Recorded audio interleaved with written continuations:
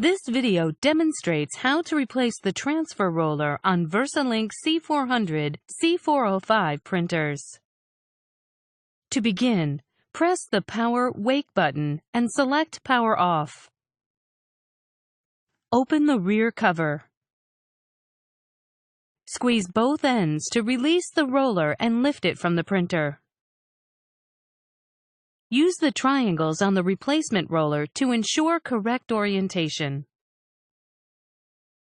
Press down to seat the roller.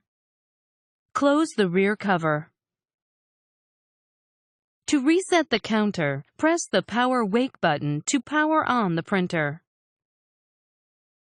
From the home screen, touch the device app. Touch Supplies. Scroll down and touch Maintenance Kit. Then, touch Reset to complete the process.